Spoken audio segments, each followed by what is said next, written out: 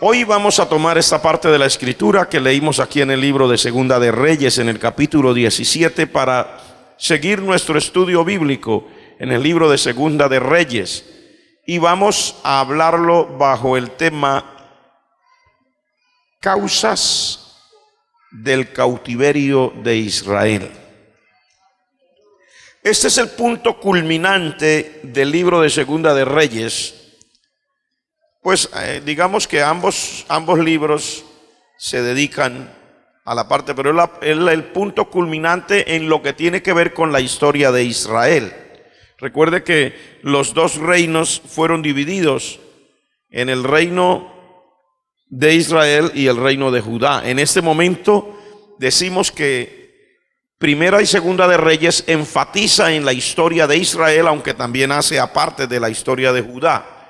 Pero como este es el libro dedicado a la historia de los reyes de Israel, entonces este capítulo se convierte en el capítulo culminante de esta historia de los reyes de Israel. ¿Por qué? Porque llega el momento del cautiverio de la nación de Israel. Y aquí especifica cuáles fueron las aparentes razones políticas, pero luego hace un alto y se dedica a examinar realmente cuáles fueron las verdaderas razones que tienen que ver con lo espiritual. Cuáles fueron las verdaderas razones para que Israel fuera en cautiverio. Quiero hacerle otra vez, espero que capte la idea. Al principio se nos dan las razones aparentemente políticas de por qué Israel fue en cautiverio, pero luego hace un alto y Dios mismo comienza a explicar cuáles fueron las verdaderas razones por las que el pueblo de Israel fue llevado en cautiverio. ¿Por qué? Le voy a explicar. Normalmente los seres humanos vemos, como Dios lo dice en su palabra, lo que está delante de nuestros ojos. O sea, vemos las razones seculares. Vemos las razones que la gente puede ver y palpar en lo que tiene que ver con una circunstancia. Pero recuerde que siempre detrás de todo hay razones más poderosas. Porque nosotros somos seres espirituales, más espirituales que físicos. Igual que dicen las personas en el estudio, por ejemplo, de la anatomía del cuerpo del ser humano, dicen que somos 75% agua y 25%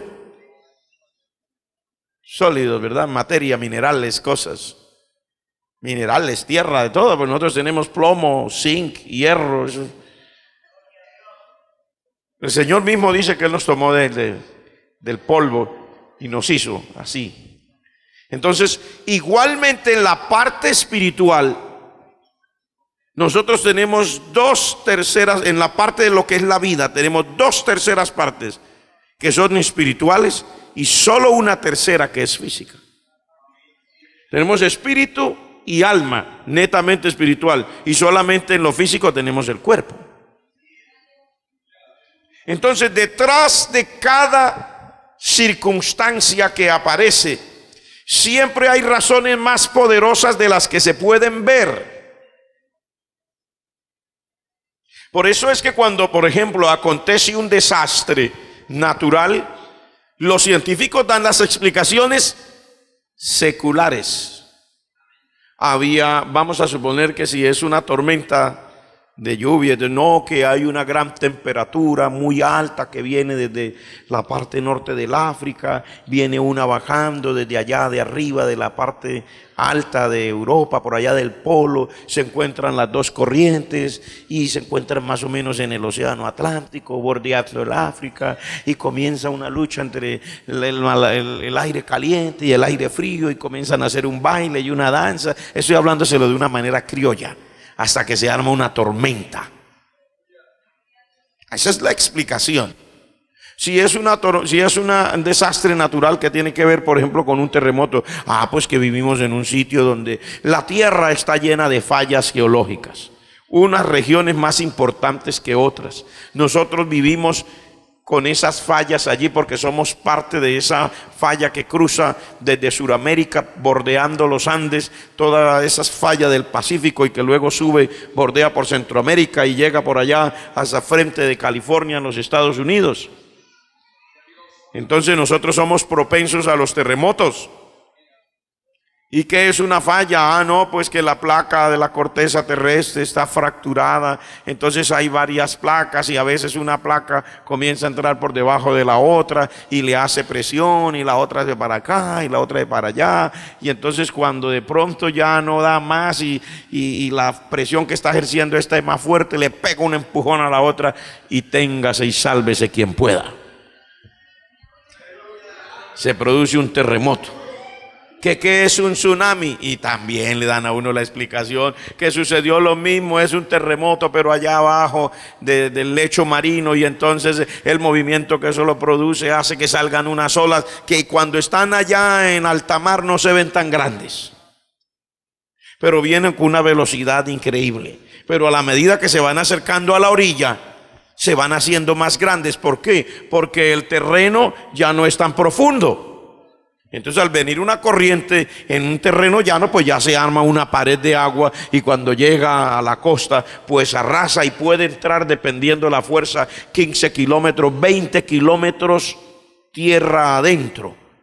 Cuando un maremoto entra puede llevar una velocidad enorme, pero cuando comienza a golpearse con las casas y lo que va tumbando, disminuye su velocidad. Sin embargo, la velocidad de un tsunami, de unas olas de esas, cuando están entrando en tierra firme después de haber golpeado, ya bajan a 80 kilómetros por hora. Ya no van sino a 80 kilómetros por hora. Y cuando bajan mucho, bajan a 60. Y la primera oleada moja el terreno para que la segunda coja más impulso, porque no es una sola oleada. Así que si la primera ya mojó el terreno, entonces la segunda es como si le hubieran aceitado el paso. Cuando viene la segunda, se van las casas enterititicas, los camiones, todo. Todas esas son explicaciones científicas para las cosas que nosotros necesitamos saber. Pero también tenemos que saber algo, y es que los desastres naturales son parte de algo que en la palabra de Dios nos los explica como juicios de Él. ¿Por qué? Por el pecado de la gente, por la maldad del pueblo.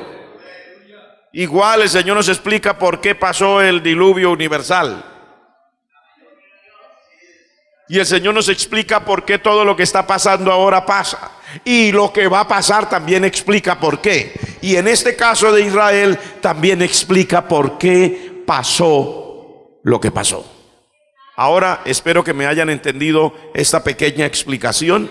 No soy científico, lo explico de una manera criolla, pero espero que me hayan entendido. Detrás de la aparente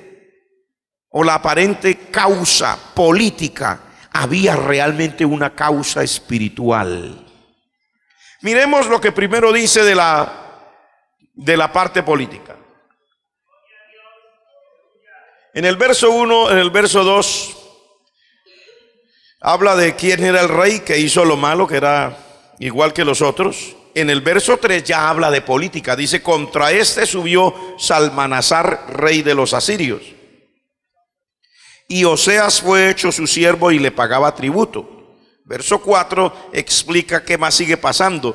Pero el rey de Asiria descubrió que Oseas conspiraba, porque había enviado embajadores al rey de Egipto y no le pagaba tributo al rey de Asiria como lo hacía cada año, por lo que el rey de Asiria le detuvo y le aprisionó en la casa de la cárcel. Y el rey de Asiria invadió todo el país y sitió a Samaria y estuvo sobre ella 3 años.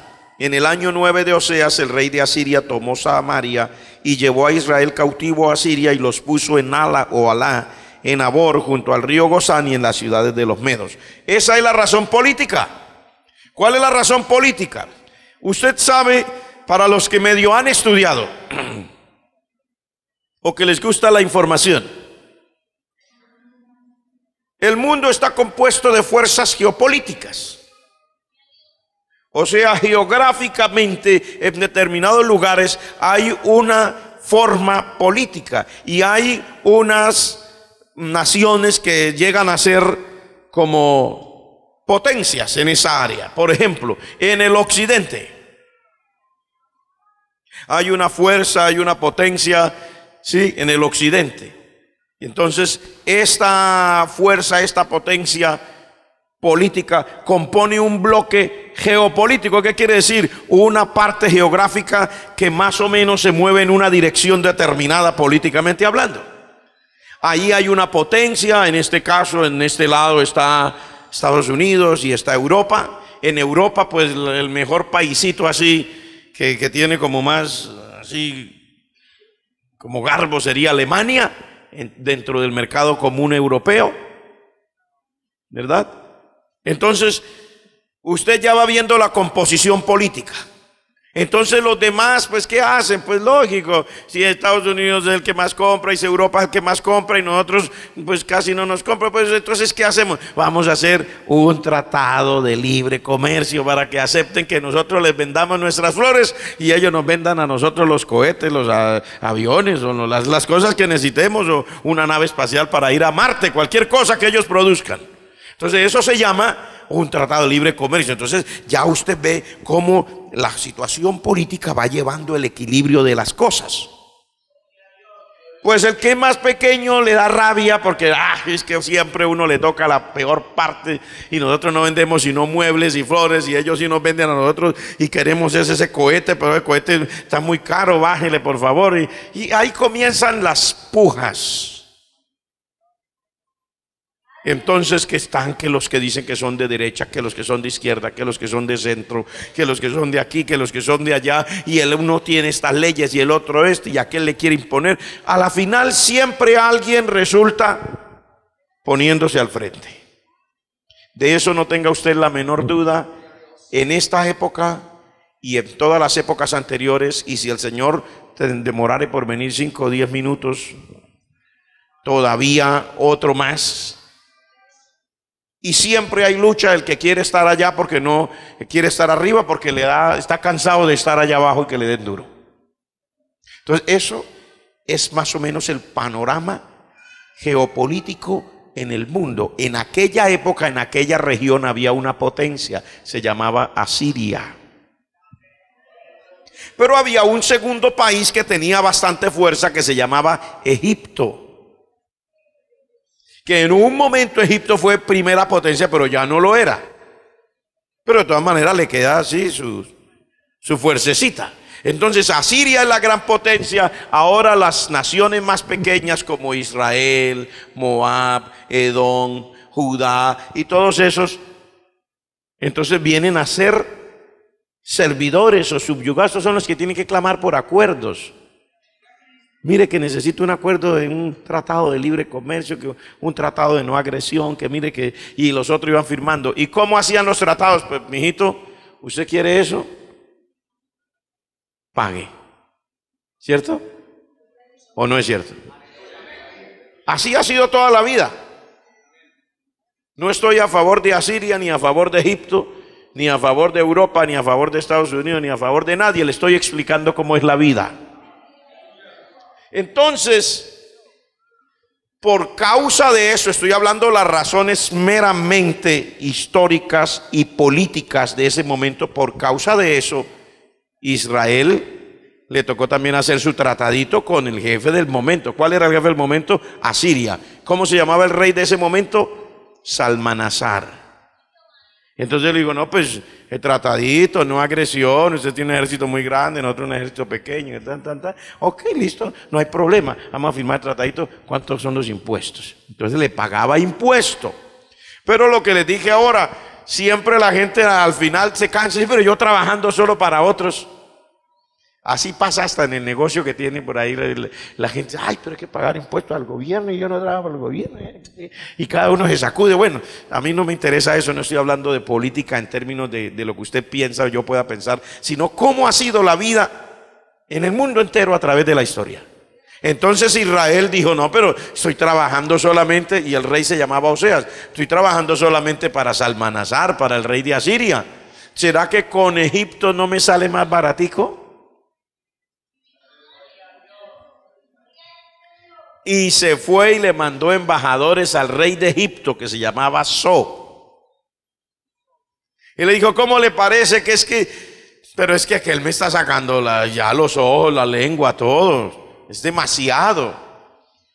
¿Por qué no hacemos un tratadito de libre comercio y de no agresión y de respaldo de Egipto para Israel? Entonces, pero me lo deja más baratico, entonces ya no le tengo que pagar a Asiria porque usted me responde con el de Asiria. Y usted sabe que así es la vida. Y claro, el de Egipto le dijo, pero ¿cómo no? Claro, ni más faltaba. ¿Cuánto le paga ya? No, que ya paga 800 millones, no sé, mensuales. No, tranquilo, ya aquí se lo dejo por 500 y arreglamos. Pero resulta que el que está arriba tampoco se va a dejar quitar así nomás. Entonces el rey de Asiria, que se llamaba Salmanasar, él tenía su gentecita también, él también tenía sus cuerpos de inteligencia como hoy. ¿Cómo se llama la inteligencia de Israel? El Mossad, ¿verdad? ¿Cómo se llamaba antes de la Unión Soviética? La KGB. ¿Cómo se llama la de Estados Unidos? La CIA. ¿Cómo llamaba la de Colombia? El DAS. Y si es en lo militar, el B no sé cuánto, B no sé, tienen hasta 5 veces y yo no las entiendo. Pero de todas maneras, lo que me interesa es que usted fíjese que cada nación tiene su propio cuerpo de inteligencia y está monitoreando al de al lado. Hay nosotros personalmente que somos poquitos en Colombia, no somos sino como 48 millones. Poquita gente en comparación del mundo. Y tenemos nuestro propio cuerpo de seguridad y inteligencia y todo, porque hay que saber, ¿cierto?, qué piensan los vecinos y qué, sí, y los demás allá. Imagínense, que era la primera potencia, tenía su propio cuerpo de inteligencia, y los de la cuerpo de inteligencia le dijeron a Salmanasar, al rey de Asiria, sepa usted que por acá, por Egipto, andan los embajadores de Oseas, el rey de Israel. Y está negociando un pacto por este lado para no pagarle más a Asiria. Y entonces el rey de Asiria confirmó toda la información que le da su cuerpo de inteligencia de su país y se da cuenta que es verdad, se viene para acá y de una vez le echó mano a Oseas. Lo apresó. Pero resulta que la ciudad capital era Samaria, era bien fuerte, no era cualquier cosa. Dice que duraron 3 años en el sitio. O sea, sitiaban a la ciudad, la rodeaban 3 años, no era tan fácil. Pero usted sabe, hermano, la platica, eso es, sí, allá adentro hay una platica y estos no se van a ir con ella. Y a los 3 años cayó Samaria. Y vinieron todos los del ejército de Asiria, organizados por su rey, y se llevaron cautivos a la nación de Israel. Y ahí dice dónde los llevaron, dice los pusieron en Alán, en Abor y en las ciudades de los medos. Se los llevaron, los desarraigaron de su propia tierra, se los llevaron cautivos, se tomaron las riquezas, etcétera, etcétera, etcétera. Esa es la historia política, básicamente lo que pasó. ¿Cuántos la entendieron? Levanten la mano los que entendieron la historia política. Ahora viene la verdadera explicación. Ahora viene la explicación de Dios. Porque la mayoría de nosotros no oímos sino lo que dice el noticiero del mediodía, lo que dice la revistica de cada semana que llega a su casa, o el periódico que más le gusta. La mayoría de nosotros no oímos sino a los comentaristas, a los periodistas, a los científicos, y pocas veces vamos delante del Señor para oír a Dios. ¿Qué es lo que Dios tiene para decir? Por ejemplo, no solamente detrás de las cosas malas hay una razón espiritual, también detrás de las cosas buenas. Usted tal vez no me entendió, pero se lo voy a decir. No solamente detrás de las cosas malas hay razones espirituales, también detrás de las cosas buenas. Y las razones son diferentes. Voy a darles un ejemplo. En este momento tenemos aquí a Latinoamérica. En este momento que el mundo está totalmente en bancarrota, Estados Unidos no logra emparejar desde hace como 7 años. Y Europa en una crisis económica terrible. Entonces, si nosotros somos los pequeñitos dentro del área, ¿qué se supone? Pues que si a ellos les va mal, a nosotros nos vaya peor. ¿Cierto? Porque los tratados de libre comercio, ¿con quién son? Con ellos, que son los que tienen bastantico. Y si a ellos les va mal, ¿qué se supone que pase con nosotros? Que nos vaya peor. Pero mire usted que no todo es así como lo pintan. Dicen en la forma de nosotros hablar acá, que el tigre no es como lo pintan. Mire usted que nosotros somos países pequeños aquí en Latinoamérica, y sin embargo, en medio de toda esta crisis, Latinoamérica ha tenido sus países que han pasado con todas las de la ley en medio de toda esta crisis y hasta están creciendo. Le voy a poner ejemplos. Brasil, Perú, Colombia, Chile. Esos 4 países están. Pero si usted se pone a analizar, Brasil se volvió potencia de pronto. Porque Brasil es una potencia en el mundo en este momento.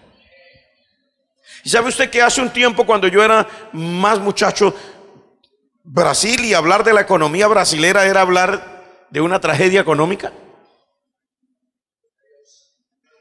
Incluso llegó a haber dictadores militares porque no se entendían. Sin embargo, Brasil en este momento produce petróleo y es uno de los grandes expertos en materia de investigación y todo lo que tiene que ver con explotación petrolera en el mundo. Por si usted no lo sabe, con el desastre que hubo en el Golfo de México de una plataforma petrolera que se rompió, uno de los países llamados en primera a ayudar a remediar el derrame fueron los brasileros. Por si usted no lo sabía. Son cosas que a veces uno no entiende. Pero ¿sabe usted de dónde realmente viene eso en la parte espiritual?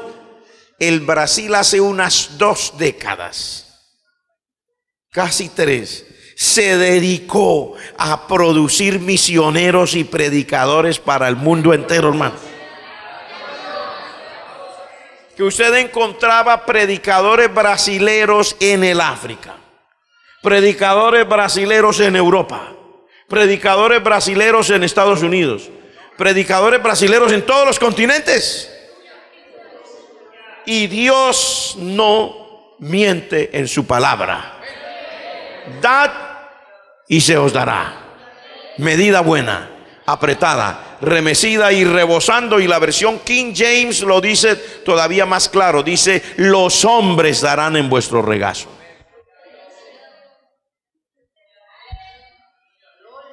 Mire usted a Perú. Hablemos solamente de nuestra obra en el Perú, el Movimiento Misionero Mundial. Cuando yo pasé por el Perú en el año 85, no hace mucho, hermanos, la inflación y el desastre económico era tan grande que en la frontera los policías me retuvieron la maleta como por 10 minutos solamente por pedirme, como ellos dicen, para la gaseosa. Pero después que yo les di lo que me recibieron, porque me pidieron deme tanto, y se lo di y saqué cuentas, me dio risa que un agente de policía de un gobierno, de un país, se vendiera por un precio tan barato. Y no era que yo estaba haciendo nada, ¿cómo se dice?, ilícito, sino que todo el que iba a cruzar la frontera lo detenían y le decían, no, usted mire, y usted por acá y no puede entrar, y este sello está mal puesto, hasta que usted le diera para la gaseosa. Y había que darles. Cuando yo no sabía, yo no conocía la moneda, saco de lo que tengo en el bolsillo, le digo, disculpe, oficial, porque no era un agente raso, era un oficial. No era suboficial, era un oficial. Le digo, ¿cuánto de esto sirve para el impuesto? Que fue como él me lo dijo. Y uno les entiende el lenguaje. Y él mismo escogió el billetico y lo sacó. Y yo le dije, ¿ya con eso está bien? Sí. Le digo, bueno, muchas gracias. Cierre su maleta y siga. Cuando yo más adelante comparo el valor real de ese billete en ese momento, a mí me dio risa que un oficial se vendiera y pusiera tanto problema por algo que no significara. En este momento significarían 5,000 pesos. Que me parece risible a mí. Pero así estaba la economía. Todo el mundo hurgaba y buscaba, pero usted va a ver el Perú ahora. Y a pesar de que en algunas cosas probablemente no muestre ciertas modernidades que pueden mostrar otros, es una de las economías más fuertes de Latinoamérica. Pujante, hermano. Pujante. En este momento el Perú tiene una economía que va hacia arriba, por encima de la de Colombia. ¿Y a qué se debe? Mire usted nomás, la Iglesia Cristiana Pentecostés de Colombia, del Movimiento Misionero Mundial. No más hablemos de nosotros, que se ha empeñado en hacer la obra en el Perú, en llenar el país del evangelio, hermano.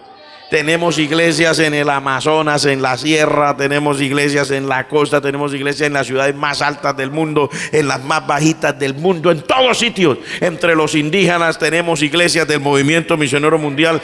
Los hermanos se van a dar una campaña, se van a veces, igual que nosotros, el grupo misionero van 20, allá van 600.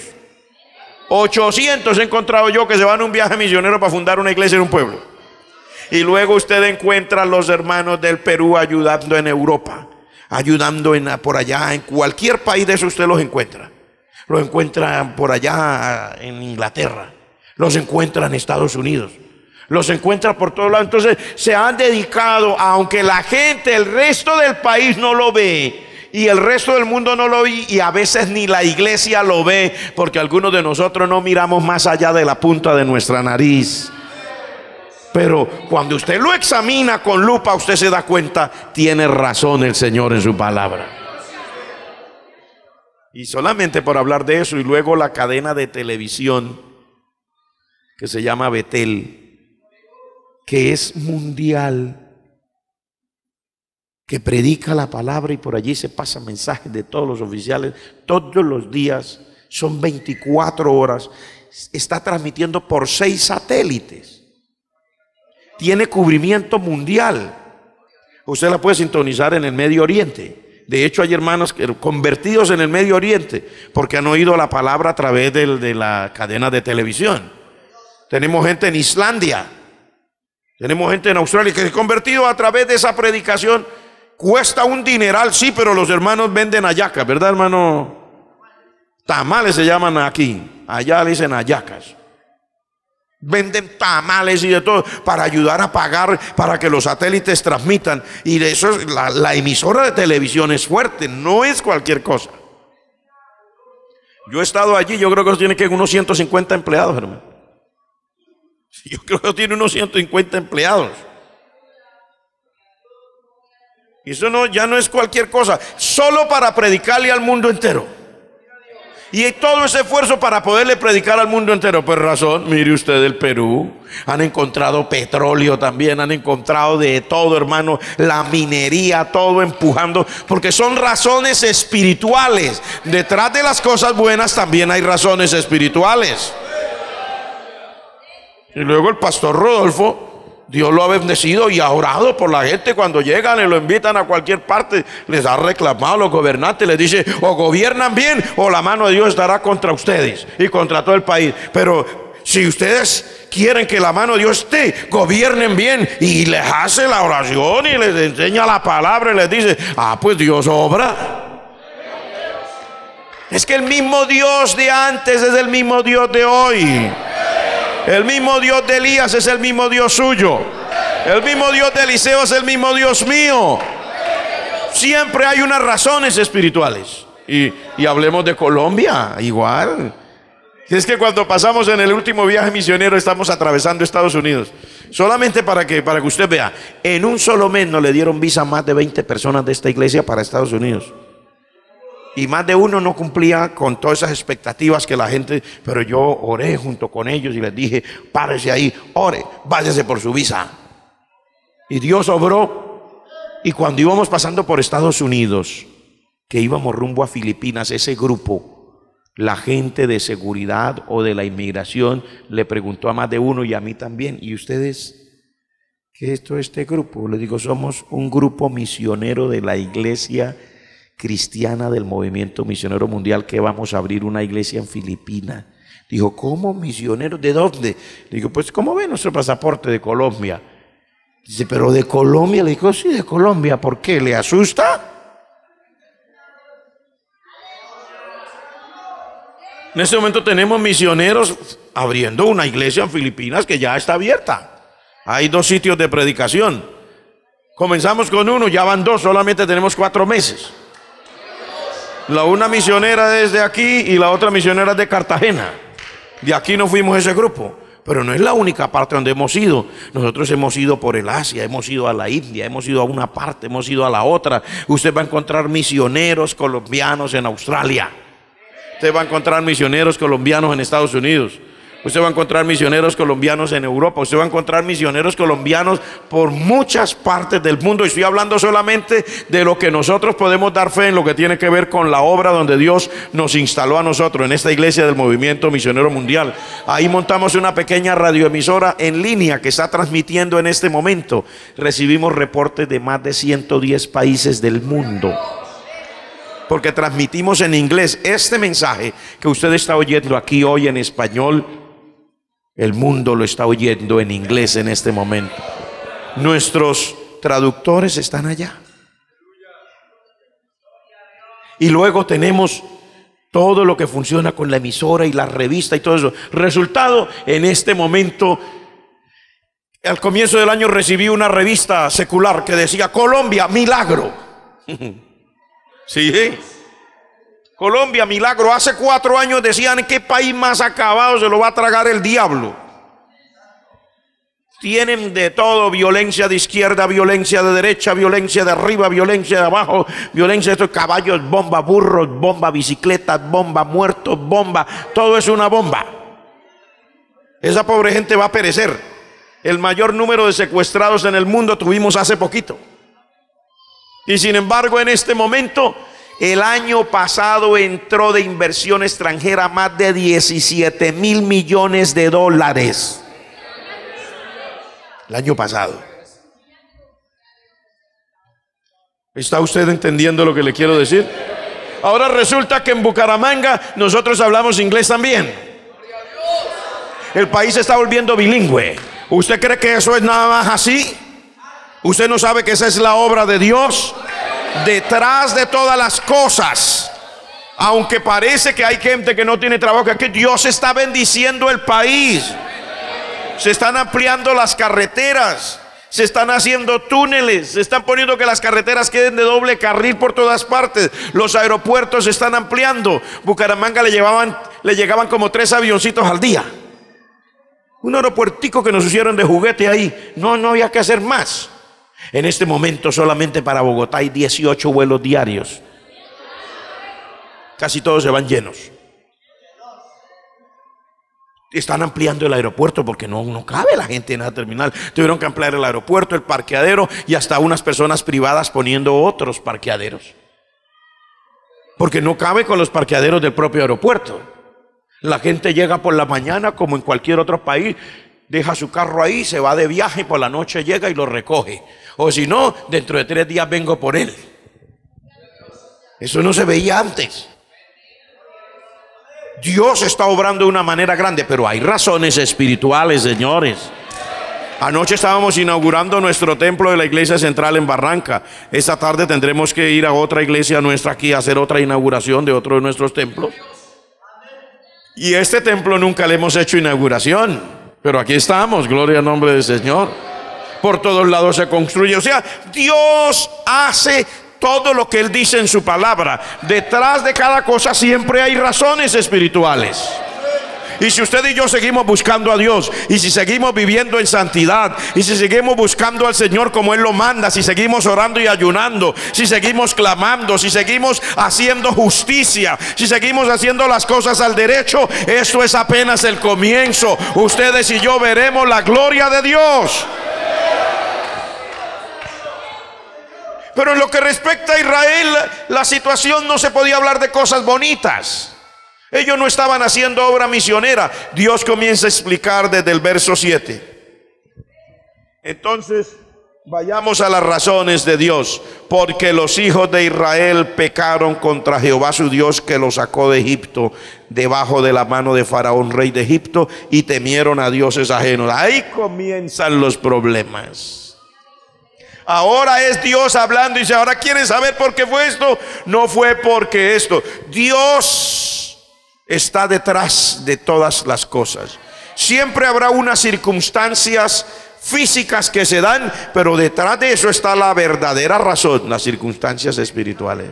Dice, ¿por qué? Porque los hijos de Israel pecaron contra Jehová su Dios, que Él los había sacado de Egipto, y ellos sirvieron a dioses ajenos.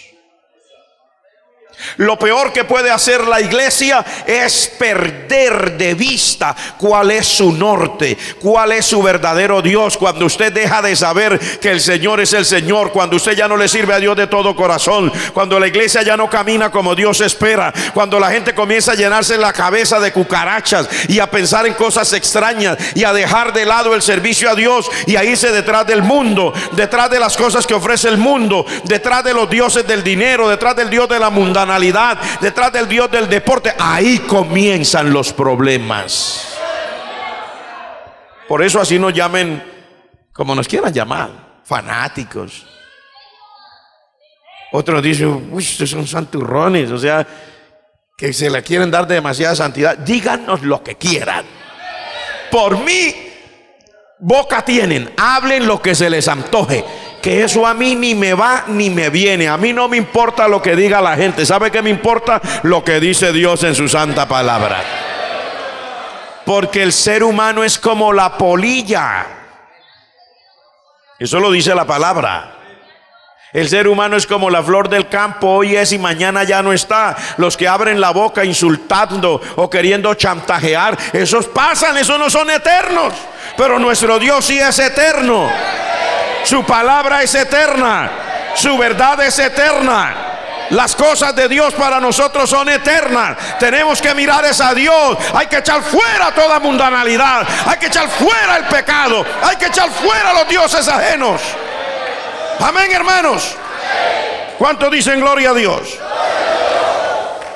En el verso 8 sigue con las razones. Y anduvieron en los estatutos de las naciones que Jehová había lanzado delante de los hijos de Israel, y en los estatutos que hicieron los reyes de Israel. Los estatutos son, digamos, sus mandamientos, sus cosas que ellos habían organizado. Las naciones vecinas que Dios había echado delante de ellos, ellos tenían sus propios estatutos en contra de la voluntad de Dios. Pero hay gente que prefiere copiarse de los estatutos del vecino. Usted no ve que hay gente que cuando llega a la iglesia dice, ay pastor, ¿y por qué en la iglesia no tenemos tal cosa? Yo miro por la televisión y el vecino hace así, y la vecina hace así, y ellos también son hijos de Dios. Parece que a algunos como que no les quedan 3 dedos de frente. Nosotros no dependemos del vecino, de la vecina. Uno no depende de lo que dice el de al lado. Uno no depende de lo que dice un teólogo. Uno tiene que depender de lo que dice Dios. Los estatutos que uno va a seguir no pueden ser los estatutos de las naciones que ya Dios ha echado de delante de nosotros. No pueden ser los estatutos de aquellos que han caído. Porque la desgracia de los que han caído está manifiesta. Comenzando por la desgracia espiritual y moral. ¿O es que le parece poco a usted ver a un caído? La sola cara le cambia. Cambia su actuar, cambia su caminar. Es una cosa terrible. Y va uno a andar en los estatutos de las naciones que Dios ha querido quitar para poner a un pueblo que le sirva de verdad de todo corazón. Esas razones son muy poderosas. Cuando el pueblo hace eso, le acontece lo mismo que le aconteció a Israel. Nosotros tenemos que estar seguros que estamos apegados a la palabra del Señor. Así nos llamen cavernícolas o cuaternarios o de la edad del hielo, llámenos como quieran. Pero si usted y yo queremos tener victoria, tenemos que remitirnos a la palabra. Josué capítulo 1 verso 8: mira que te mando que te esfuerces y que seas muy valiente. No temas ni desmayes, porque Jehová tu Dios estará contigo donde quiera que vayas. Y estas palabras que yo te hablo hoy, dice el Señor, harás conforme a esto para que te vaya bien todos los días de tu vida, para que nadie te pueda hacer frente. Tienes que hacer de acuerdo a esta palabra. No te puedes apartar ni a la derecha ni a la izquierda. Tienes que irse derechito. Este no es un camino para preguntarle a los demás. Hoy día la gente hace foros para decidir si andar por allá en el cine es pecado, para decidir si andar mal vestido es pecado, para decidir si el adulterio es pecado, para decidir si la homosexualidad es pecado. De hecho, en más de un lugar que llaman ser pueblo de Dios y pueblo cristiano, los homosexuales son aceptados en su homosexualismo. Aquí el homosexual es aceptado para que Dios lo cambie. Y es un pecado la homosexualidad. Y el matrimonio gay es una abominación. El matrimonio del mismo sexo es una podredumbre espiritual. Y por esas razones que los países van en bancarrota. Si no fuera por un pueblo de Dios que ora, que clama, que ayuna, que el lunes, el martes, el miércoles, todos los días gente ayunando, todos los días gente orando, no fuera por eso, a este mundo ya se lo había llevado el diablo.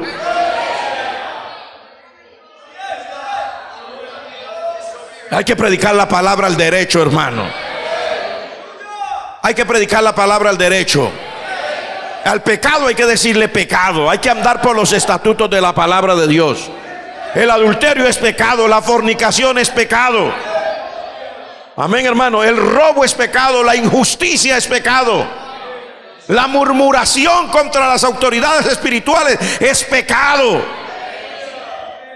Dios nos enseña su palabra. Lo que pasa es que nosotros queremos encargarnos de acomodar la palabra de Dios, y uno no puede acomodar la palabra de Dios.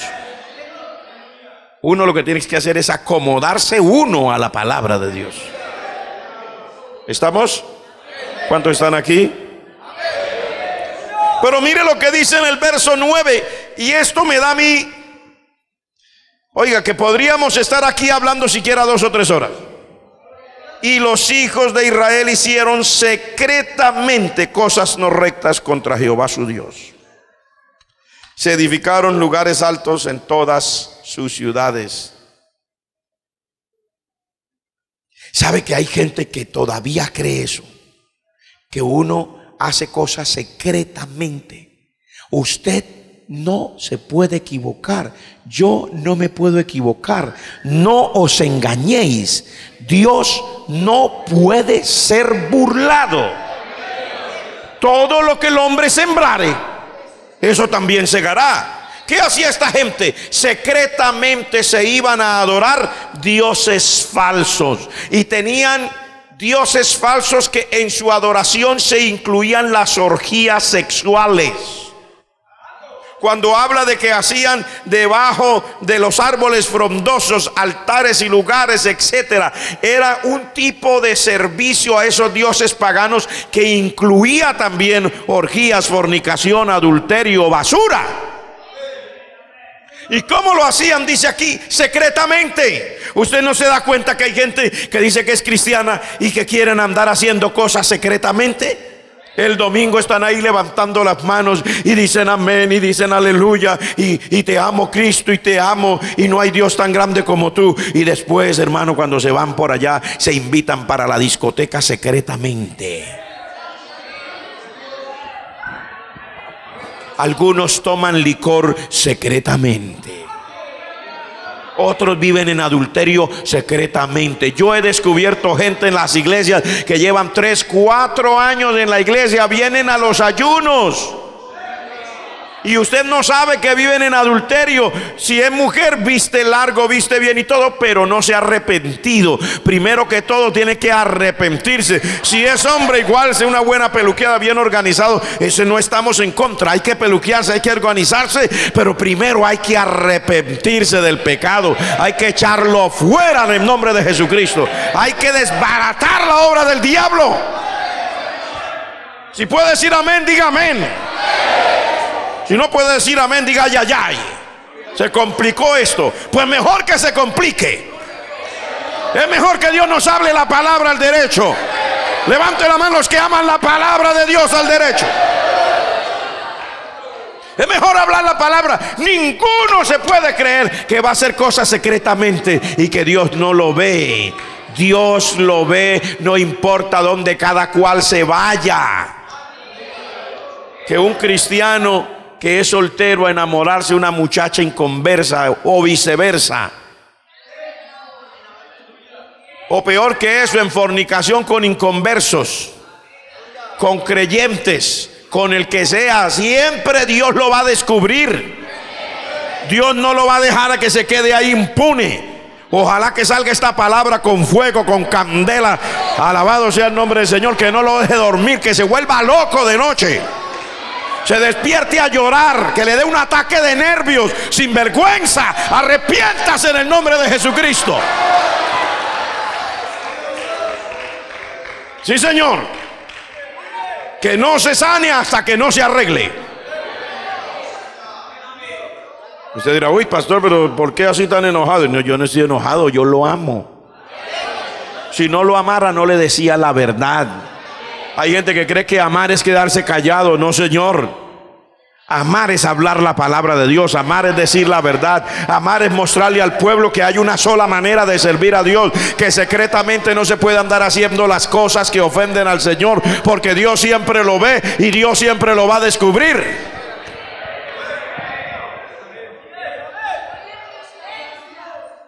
Hay gente que no dicen en la iglesia, no consultan a los pastores, no les comunican a nadie, se van. ¿De dónde viene? No, hermano, vengo de Nueva York, vengo de París, vengo de Dubái, vengo de Nueva Zelanda, vengo de una isla paradisíaca en el Pacífico Sur. ¿Qué andaba haciendo? No, por la bendición de Dios. No dicen el resto de cosas, no dicen lo que les pasa, no dicen la tragedia espiritual de sus vidas, que creen que Dios no los ve. Como si Dios fuera ciego, como si Dios fuera un muñeco. Nuestro Dios no es un muñeco. Él es Rey de Reyes. Él es Dios omnipotente y eterno. Él lo ve.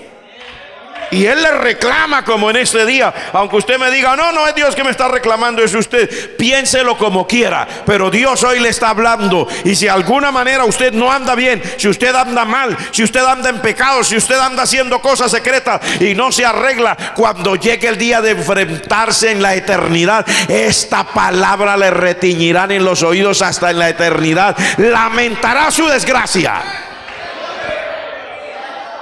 La lamentará en la eternidad. Es mejor que se arregle ahora. Es mejor que cada persona se rinda al Señor hoy, aquí, en este momento, sobre esta tierra, porque esa es la voluntad de Dios para con nosotros. Pero ¿qué más hicieron? Dice, levantaron estatuas e imágenes de acera en todo collado alto y debajo de todo árbol frondoso. Esto es lo que yo le digo. Estos lugares altos que dice ahí, hermano, mezclaban religión con inmoralidad sexual. Dedicada, por supuesto, no puede ser dedicada al Dios de los cielos. Y ese pecado sí que anda hoy día, hermano, pulula entre la gente. Algunas personas yo a veces les aconsejo y les digo, oiga, ¿usted sí se ha dado cuenta quién es? Claro, sí. ¿Usted no se ha dado cuenta que usted no es un animal? ¿Que usted es un ser humano? Una criatura hecha por las manos de Dios. Nosotros no somos como animales en celo, desbocados. Oh, nosotros somos gente de Dios. Levante la mano que son gente de Dios. Levante las dos manos los que son gente de Dios. No, que se descarrió porque vio una muchacha bonita y ya, y no pude, pastor, yo con este mundo tan malo. El mundo malo es uno que no se arrepiente, que no se arregla. Amén, hermano. O la muchacha inconversa que deja de venir al culto porque por allá le apareció un fulano que a lo mejor vende en una tienda o vende en la ferretería o en cualquier parte donde esté y ya le pareció que era muy lindo los ojos del muchacho y entregan su honor y todo en las manos de unas personas que no les sirven a Dios, que son desconocidas, nunca se casaron. O sea, van a desbaratar sus vidas así nomás, solo porque usted se siente como si fuera un animal en celo, que es que no es capaz. Pídale al Señor que lo mate entonces. Pues no es capaz soltero, tampoco es capaz casado. El pecado es el mismo. Oye, que no creo que me tengo que casar porque si usted no tiene control de soltero, de casado tampoco. Porque el mundo no deja de existir porque usted se casó. Y el pecado y la tentación no deja de existir porque usted se casó.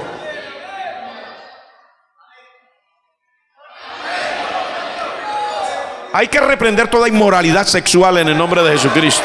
Levante las manos que reprenden toda inmoralidad sexual en el nombre de Jesús. ¿Cuántos reprenden la fornicación en el nombre de Jesús? ¿Cuántos reprenden el adulterio en el nombre de Jesús? ¿Cuántos reprenden el lesbianismo en el nombre de Jesús? ¿Cuántos reprenden la homosexualidad en el nombre de Jesús? Todo tipo de desviación sexual en el nombre de Jesucristo. En el nombre de Jesucristo. Aleluya.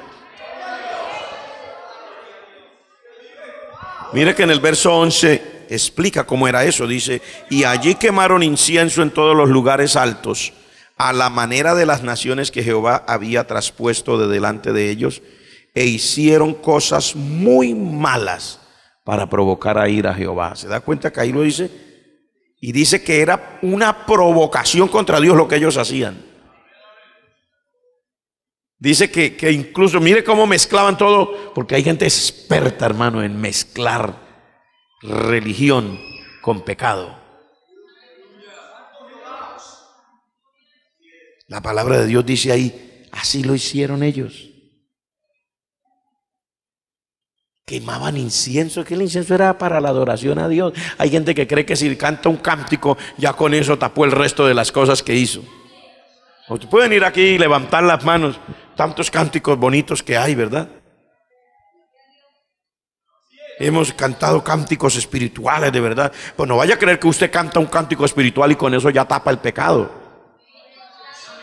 Ellos dice quemaban incienso, pero dice dónde era, dice ahí donde yo les digo, debajo de todo árbol frondoso, en todos los lugares altos donde estaban haciendo esa maldad, ahí ellos trataban de maquillar la cosa y levantaban las manos y quemaban el incienso. Pero dice, no dice a la manera que Dios dice, dice a la manera de las naciones que Jehová había echado delante de ellos. O sea, le seguían la corriente al mundo, y eso es lo que daña. Uno no puede seguirle la corriente al mundo. Nosotros somos llamados sal de la tierra. El Señor nunca dijo que nosotros éramos azúcar de la tierra. Nunca dijo que nosotros éramos dulce de la tierra. No, el Señor dijo, vosotros sois la sal de la tierra. Porque si fuéramos dulce de la tierra, estaban todo tipo de cucarachas y animaluchos ahí encima de nosotros. Pero la sal de la tierra no permite que échele una cantidad de sal a ver si las cucarachas salen a comer sal. Es que ni las gallinas, uno tiene un dicho y uno dice, uy, me miró como gallina que mira sal.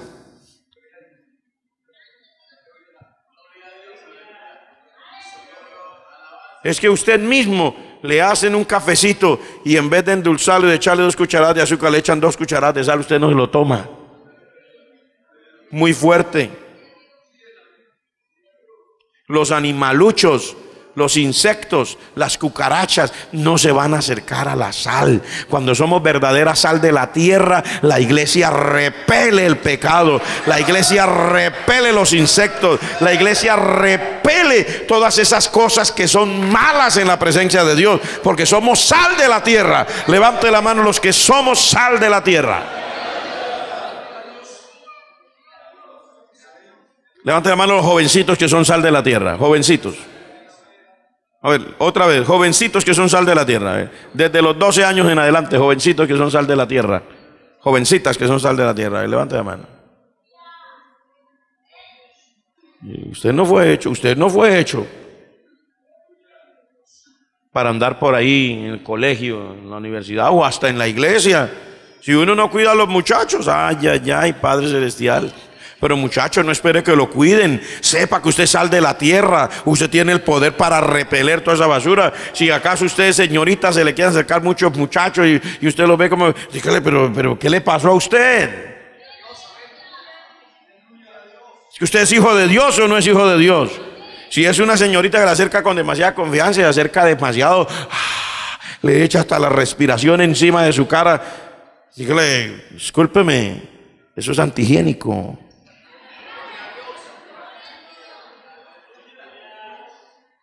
Hay que hablar de alguna manera, hay que reprender esas malicias. Digo que hay que reprender eso en el nombre de Jesús. Usted para hablar, una muchacha para hablar con un muchacho no tiene que hacer caso y ponerle por allá la cara al lado de la de él y ponerle allá las manos encima de los hombros y todo. Eso es basura. Que comienzan a dar confianza hoy y se ponen las manos encima de los hombros. Cuidado que esas manos no vayan a bajar de ahí. No sé si me entiende. Por eso es que tenemos que hablar. Si le gustó, diga amén. Si no le gustó, diga ay, ay, ay. Pues aquí no vinimos a contemplarlo.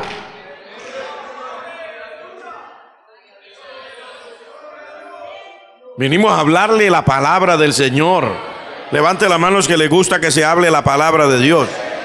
Nosotros no podemos hacer a la manera de las naciones. Y menos mezclar. Yo insisto en eso. Mezclar, tratar de tapar con una cortinita de adoración. ¿Cuántas veces Dios nos libre que algún día haya un músico? Si usted, señor músico, señorita que trabaja, que canta, algún día usted anda mal, no se le ocurra subirse a esta plataforma.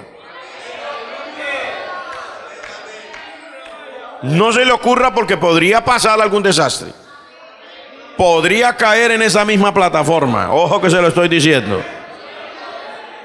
Usted tiene que ser consciente. Si usted le va a servir a Dios aquí, no es necesariamente solo los de acá, pero se lo estoy diciendo, porque en los músicos es muy atractivo. Las muchachas o los muchachos ven al bajista, y para eso que algunos bajistas son sonsos, perdóneme, algunos guitarristas parece que no tuvieran cerebro.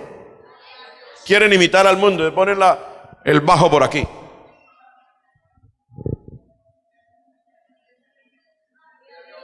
Que casi les queda incómodo para tocar, me doy cuenta. Lo dejan entre más descolgado para imitar a los del mundo. Igual esa guitarra, la ponen por acá, así. Cuando yo estudiaba música y uno iba a tocar guitarra, lo enseñaban hasta sentarse y dónde poner la guitarrita y que le quedara cómoda y todo. Pero esto es pura imitación. Y le digo que los que me enseñaban a mí no eran creyentes.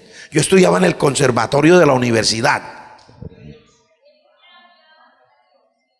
Y a uno le decían, lo primero que hay que hacer es así, así, así. Lo enseñaban a uno hasta ser decente en la forma como aparecía con el instrumento. Pero hoy en las iglesias, esos músicos creen que hay que andar imitando por allá y no sé a quién ven. Si es que la pasan mirando televisión, grupos rockeros, grupos de todo tipo de basura. O tal vez hasta por la televisión cristiana, como aparece hoy tanto bailarín por ahí.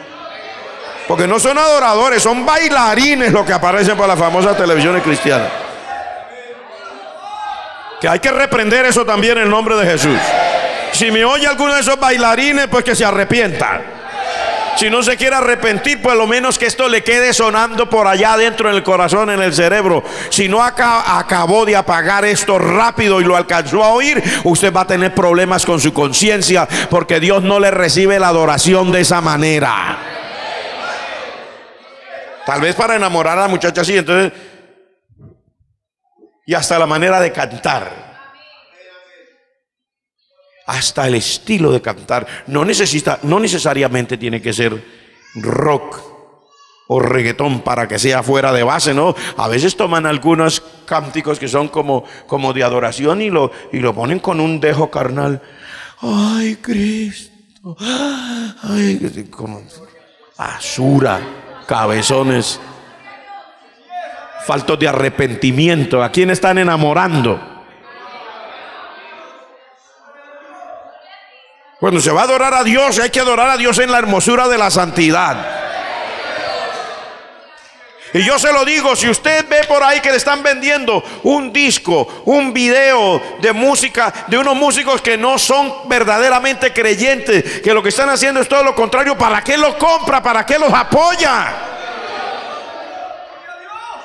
No compre eso, no apoye eso, eso es basura. Una cantidad de gente que se hacen llamar salmista, lo menos que se saben son los salmos. No es cierto, no son salmistas, tampoco son adoradores, son artistas frustrados. Usted los ve, llegan a las iglesias, pasan a su presentación, se terminó, y a la hora de la predicación, por aquí que es más derecho, se van de ahí. Ellos no están interesados en oír palabra de Dios, ellos no están interesados en crecer en su relación con Dios, ellos están interesados en su presentación, en su show y en lo que les vayan a pagar. Se salen de ahí, de una vez se parquean allá afuera con los 50 discos que traen, que lo que les interesa es, y usted los ve, pasan a cantar. Hermanos, y les voy a cantar un cántico del primer disco, está en el lado número A. Y ahora este otro está en el 5.º disco, porque por la gracia de Dios llevo como 25 discos grabados. Pero ese está en el 5.º, está por el lado B, es el número 8. Y si alguno está dispuesto a cooperar con este ministerio, al final allá lo espero. ¿Pasa o no pasa? Y cuando terminan de cantar, se salen de la casa del Señor y se van allá afuera a su negocio, porque lo único que ellos miran es un negocio. Igual nos pasa, mire que eso sea, aleluya, el año pasado y este año lo hemos detenido. Ese ha sido un castigo terrible, hay gente enojada por allá conmigo, porque en las convenciones, que tenemos varias al año, la gente hace una fila así inmensa. Y qué pastor, que mire, que, ay, mire, sí, ay, permítame que yo adoro al Señor. Ay, yo quiero cantar uno de adoración. Entonces, bueno, hermano, pero no, es que no hay casi. No, pero, bueno, entonces mañana por la mañana veo aquí, ay, no, pastor, por la noche, sí, ay, se lo ruego, se lo pido. Es que en el día no vienen sino 10,000, en cambio por la noche vienen 15,000. Pastor, y los otros 5 también me vean y también me compren. Y lo primero que pasan es ofrecer un CD. Y a algunos se les dice que canten uno y hay que apagarles el equipo de sonido porque siguen con el segundo, y si uno los deja, se van con el tercero. Un poco de zánganos. Vaya, búsquelos en la iglesia donde son, si es que tienen una iglesia donde son miembros, y usted verá que ahí no cantan especiales. Es una rogadera para que haya un especial en el día del Señor. ¿O no? Los pastores piden, pero por eso era que antes, usted no sabe el sistema de antes en las iglesias cuando era más pequeño. Si algún hermano tiene un especial, que pase y lo cante. Tocaba así porque los que están ocupados, no tienen tiempo de ensayar, no pueden, no les sale la voz. Pero cuando ya sea la cosa grande, ahí sí está ensayadito, pastor, yo lo he ensayado todo el año.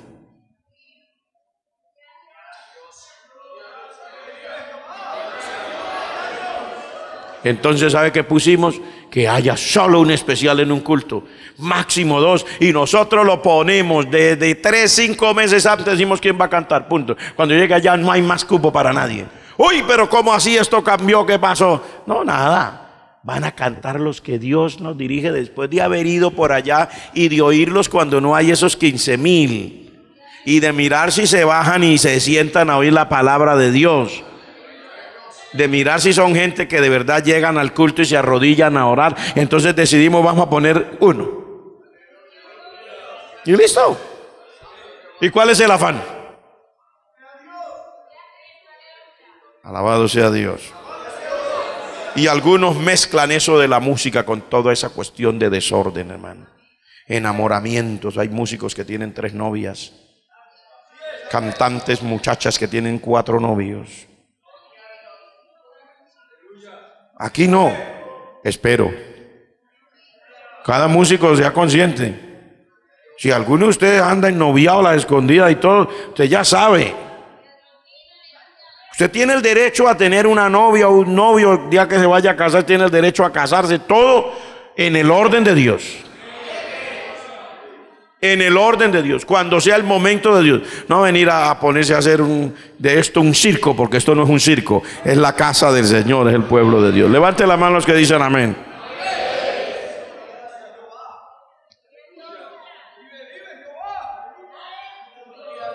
En el verso 12 y el 13, que ya voy a terminar esta hora, y dejamos el resto para el otro domingo, ¿cierto?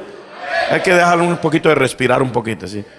Y ya está muy fuerte, pastor. Entonces, servían a los ídolos de los cuales Jehová les había dicho, vosotros no debéis de hacer esto.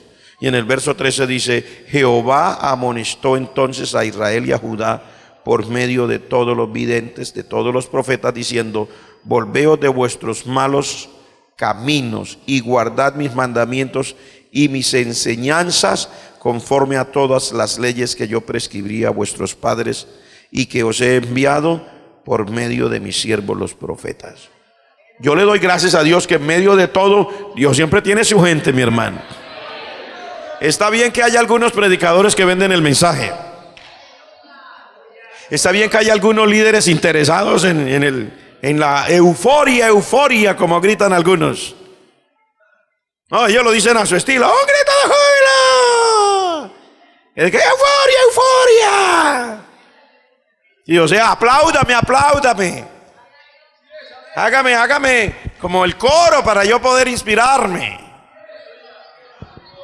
A mí no me interesa que usted aplauda. A mí me interesa que usted oiga el mensaje de la palabra de Dios. Y si la palabra le llega, que diga amén. Que diga aleluya. Yo no quiero aplausos. Yo quiero que el nombre del Señor sea glorificado. Yo quiero que el nombre de nuestro Dios sea honrado. Si usted está hoy oyendo la palabra y usted está de acuerdo con la palabra y la palabra le llega y la palabra le edifica y la palabra lo exhorta y la palabra lo convence, diga amén, diga aleluya, diga gloria a Dios. Tampoco estoy de acuerdo con que se volvió puros aplausos en la casa de Dios. Y entonces la alabanza, ¿dónde se quedó? La adoración, los frutos de labios que confiesan su nombre, ¿dónde se quedó? El pueblo se volvió perezoso, ya no puede decir gloria a Dios, ya tiene la garganta amarrada para dar la gloria al Señor. La lengua solo le sirve para murmurar. No, Señor, hay que darle la gloria a Dios con nuestras bocas, hermano. Porque la palabra del Señor no dice en el libro de Apocalipsis, y oí como la voz de gran multitud, de un aplauso tan grande que parecía un trueno. No, hermano, no dice eso. Dice, oí como la voz de muchas aguas, oí como la voz de una gran multitud que decía, con la lengua, decían con la boca, aleluya, porque el Señor nuestro Dios todopoderoso reina. Si ve que era con la boca que lo decía, no era un aplauso, era una exclamación de adoración, de alabanza. El pueblo tiene que recordar que nosotros no podemos ser perezosos para alabar a Dios. Nosotros no podemos venir aquí a ver si ¿y cuántos dicen amén? No, hermano, usted y yo traemos una alabanza a flor de labios para darle la gloria al Señor por sus muchas misericordias. Amén, hermano. Así que Dios siempre tiene su gente. Ahí tenía videntes y tenía profetas. Estoy aquí para decirle que Dios sigue teniendo hoy gente. Y dentro de esta obra Dios tiene mucha gente que le va a seguir predicando la palabra. Y si usted ama esta palabra, está en el sitio correcto. Si usted ama esta palabra, llegó donde es. porque aquí en esta obra nos gusta esta palabra. Puede ser que haya algunos que no les guste, pero a nosotros sí nos gusta. A nosotros nos edifica esta palabra. ¿Cuánto le dan gloria a Dios por esta palabra?